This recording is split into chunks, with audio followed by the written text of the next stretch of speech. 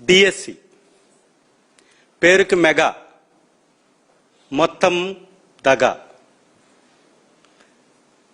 Mega DSC పేరుతోటి YSR Congress party ఇచ్చినటువంటి 6,000 ఉద్యోగాలు కలుపుకొని 16,000 ఉద్యోగాలు ఇచ్చామని జబ్బలు చరుచుకుంటున్నటువంటి అసమర్థ మంత్రి నారా లోకేష్ గారు ఈరోజు రాష్ట్రంలో ఇలాంటి ఫ్లెక్సీలు వేపిస్తున్నాడు.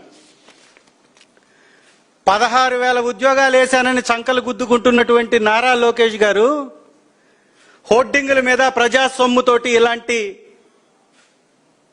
హోర్డింగులు పెడితే 2,70,000 పైచిలకు ఉద్యోగాలు ఇచ్చినటువంటి శ్రీ జగన్మోహన్ రెడ్డి గారు ఏం చేయాలి?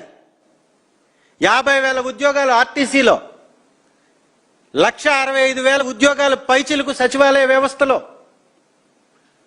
విద్యాశాఖలో, వైద్య శాఖలో, పోలీస్ శాఖలో అనేక ఉద్యోగాలు ఇచ్చినా ఎక్కడా ఈ విధంగా డబ్బా కొట్టుకోవాలి. ఈ డబ్బా రాయిళ్లకే ఈ డబ్బా సరిపోయింది. తండ్రి కొడుకులు ఇద్దరు భలే దొరికారు. చేసేదంతా దోపిడీ, చెప్పేదంతా బోగస్. బోగస్ తప్ప నిజాలు మాట్లాడేటటువంటి అలవాట్లేదు నారా లోకేష్ గారికి, చంద్రబాబు నాయుడు గారికి. మళ్ళీ ఏదో ఒక సభలో చూశాను నేను అబద్ధం చెప్పానా, చెప్తానా అని అడుగుతున్నాడు.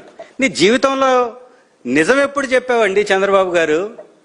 ఏ రోజన్నా చెప్పావా? ఏదో శాపం ఉన్నట్టు నిజం చెప్తే తల 100 ముక్కలు అవుతుందని ఎవరికో శాపం ఉన్నట్టు బహుశా మీకు కూడా నిజం చెప్పకూడదని ఒక నిబంధన ఉన్నట్లుంది. ఈరోజు రాష్ట్ర వ్యాప్తంగా ఈ విధంగా ఫ్లెక్సీలు వేస్తున్నారు శ్రీ జగన్మోహన్ రెడ్డి గారి మీద. నువ్వు డబ్బా కొట్టుకుంటూ వేసుకున్నావు సరే, మా నాయకుడి ఫోటో ఎందుకు వేస్తున్నావు? ఇక్కడ ఎందుకు వేయిస్తున్నావు? రేపటి నుంచి మేము కూడా వేయిస్తాం రాష్ట్ర వ్యాప్తంగా.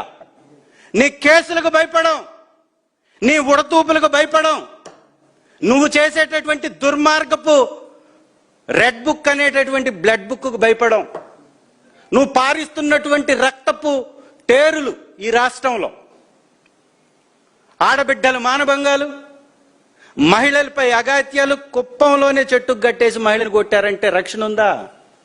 రాజమండ్రిలో ఒక మహిళ మీద, ఒక విద్యార్థి మీద, ఒక మెడికో మీద ఒక వ్యక్తి కారుని తల మీద పోనిచ్చి చంపివేస్తే అమ్మాయి చనిపోయిందాకా ఆ కుటుంబాన్ని పరామర్శించడానికి ఒక్కడు బోల వైఎస్ఆర్ కాంగ్రెస్ పార్టీ తరఫు నుంచి శ్రీ జగన్మోహన్ రెడ్డి గారు వారు చెల్లించిపోయి ఆ కుటుంబాన్ని మనం ఆదుకోవాలి చంద్ర, మీరు వెళ్ళి రాండి హైదరాబాద్ అని మమ్మల్ని పంపించి వైద్యానికి సహాయం చేద్దాం, వారికి అండగా నిలబడదామని మమ్మల్ని పంపించారు. మేము వెళ్ళాం.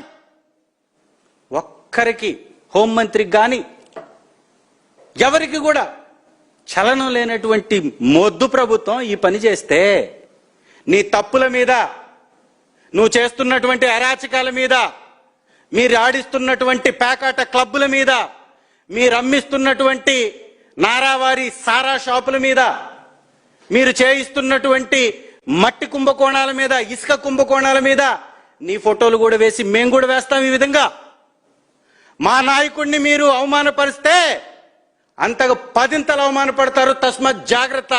ఇమీడియట్ ఇట్లాంటి పిరికి పంద చర్యల్ని మానుకోవాలి, లేకపోతే నేనే వేయిస్తా, నా నియోజకవర్గంలో వేయిస్తా.